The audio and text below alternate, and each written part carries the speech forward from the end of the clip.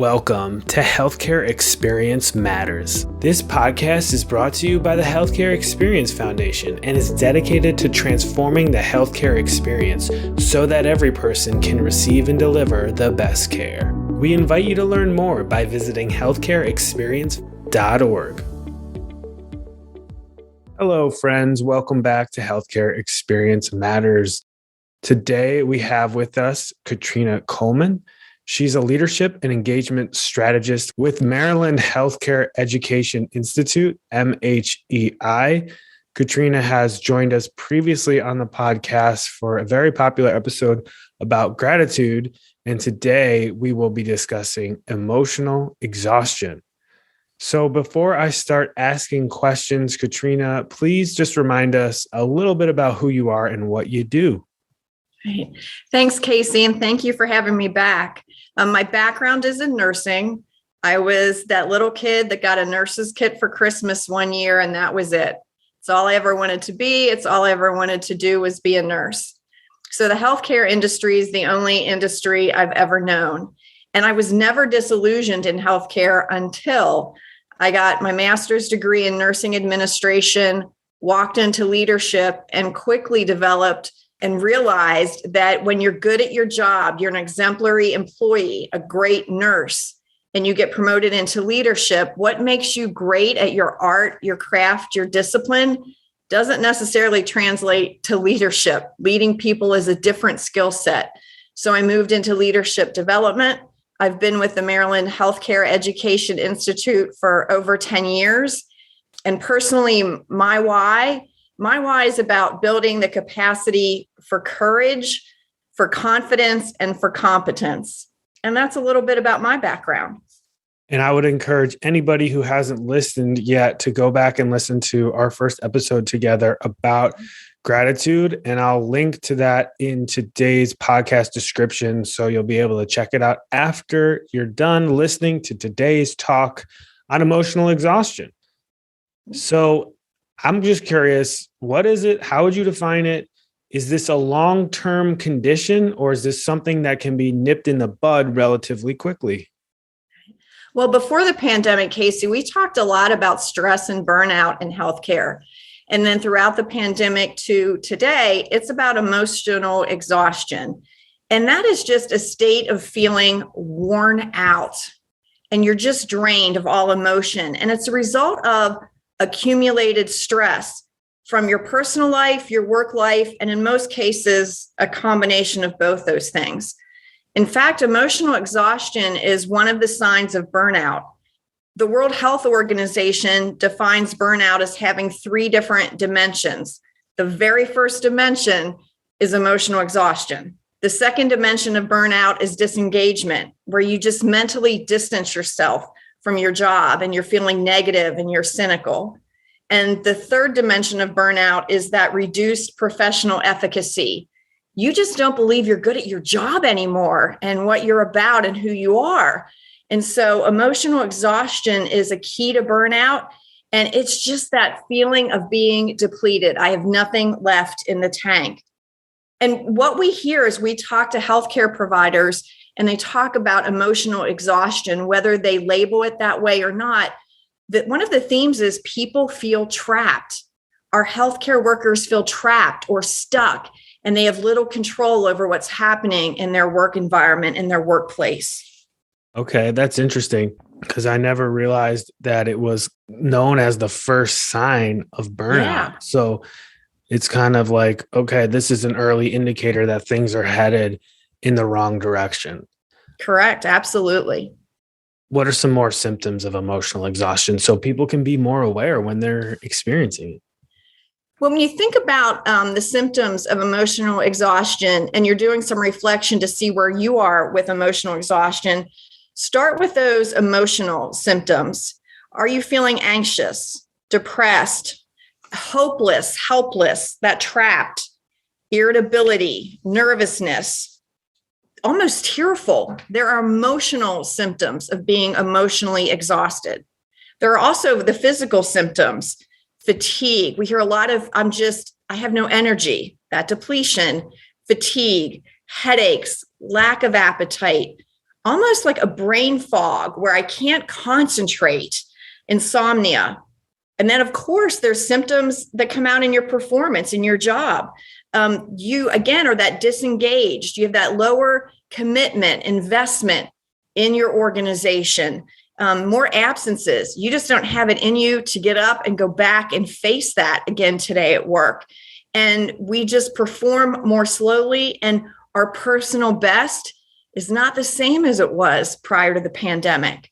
So it's not just one category of symptoms. Look at it holistically. If you're doing some reflection and thinking about where am I with emotional exhaustion, think emotionally, physically, your performance. How can this chronic stressed out state known as emotional exhaustion actually manifest to damage to our health and our well-being and our physical health? Chronic stress, that affects our immune system. It affects our heart, our metabolism, our overall well-being. So over time, you may see a change in your blood pressure, high blood pressure, suppressed immunosystem. So you have frequent colds, infections, weight gain, anxiety, depression, premature aging. It has a negative impact on our physical bodies. Yeah, those sound like serious consequences, but couldn't they just be a symptom of something else? How do we know it's tied to emotional exhaustion? Oh, so great question. So not everybody who is emotionally exhausted is going to have issues with their blood pressure. It's a multi-causal factor that goes into it. It makes us vulnerable to those areas where we were already susceptible. If our immune system is compromised and then we're emotionally exhausted, lay that on that, then we're even more vulnerable. Same with blood pressure, weight gain, insomnia. So it's an area of our life that's going to be affected where we were vulnerable in the first place. So not everyone's going to experience those, but it is going to have it. There's no way long-term emotional exhaustion is not going to play out in our bodies. Oh, wow. Thanks for clarifying that. Makes more sense to me now. Would you classify emotional exhaustion as permanent? Why or why not? Oh my gosh, that is a good question. The feelings of emotional exhaustion, those emotional signs and symptoms that we talked about, that anxiety, nervousness, loneliness, depression, those are not permanent. Those are going to pass. They're in the moment. The physical symptoms that we talked about, the high blood pressure, the weight gain, anxiety, et cetera, those things have a more longer impact, a lasting impact. Not that they can't be reversed, but it's going to take me longer to get that blood pressure back to my normal pre-pandemic, pre-emotional exhaustion baseline than it will dealing with the feelings. So the feelings we can deal with in the short term, the physical impact is more of a long term, but nothing's forever. These things can be reversed.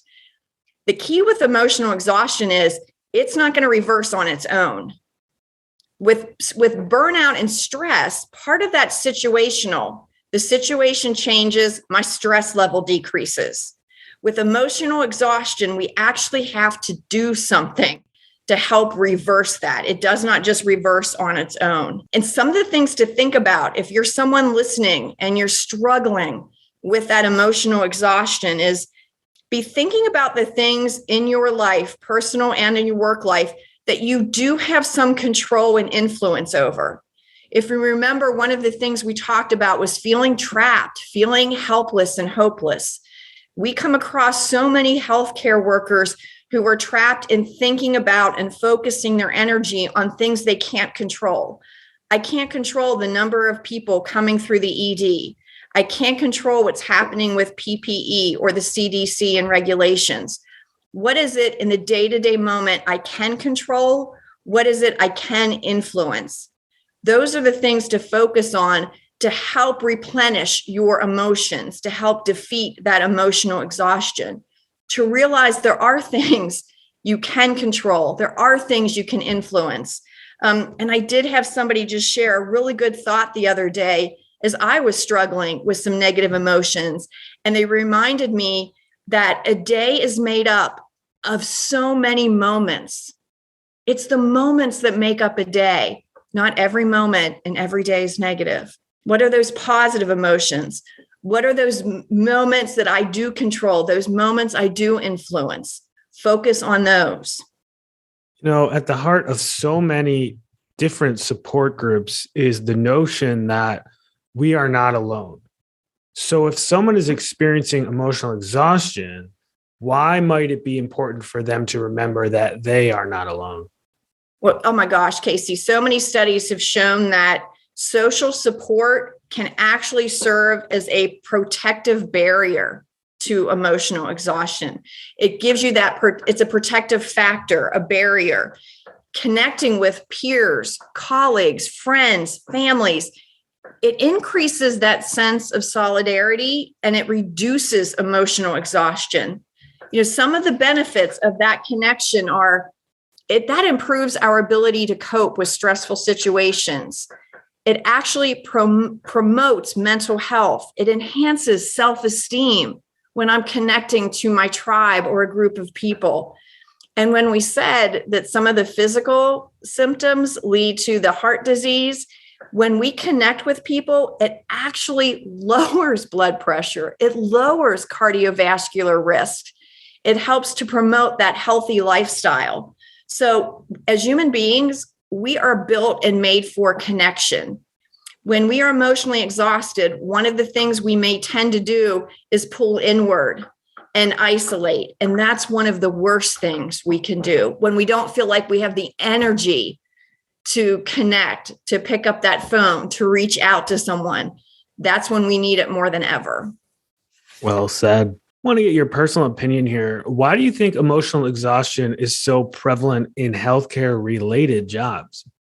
Oh my gosh. The recent pandemic highlighted the stress that healthcare workers regularly operate on prior to the pandemic.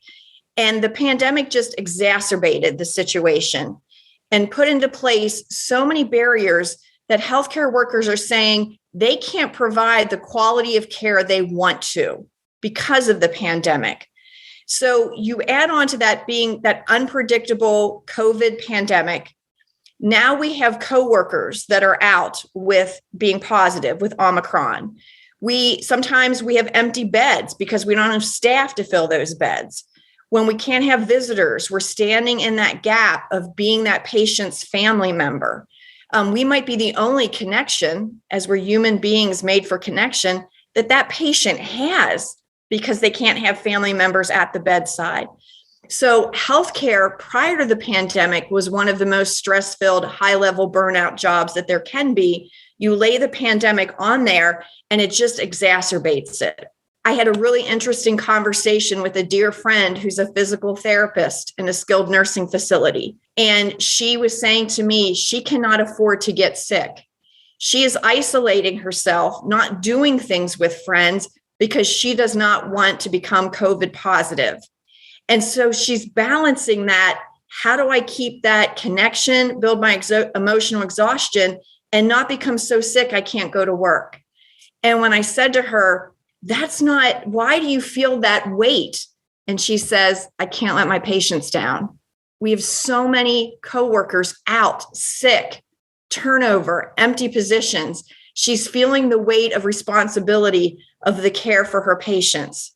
And she's one of thousands, if not millions, of healthcare workers who have that same feeling.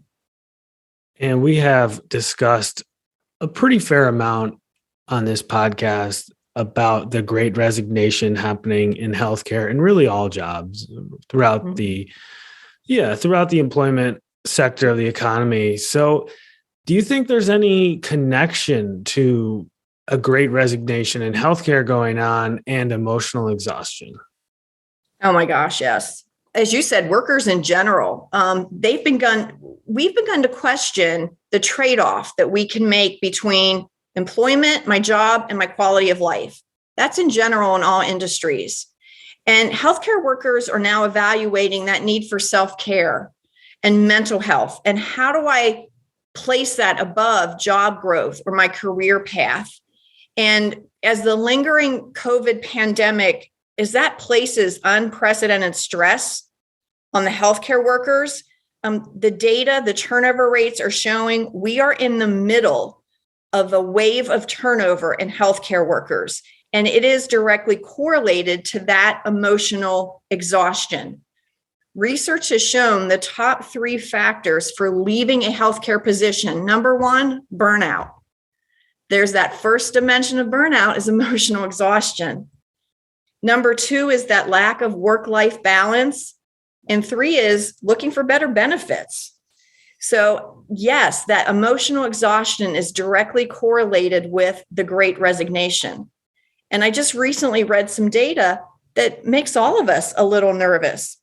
1 in 5 healthcare workers have quit their job since February 2020. 1 in 5.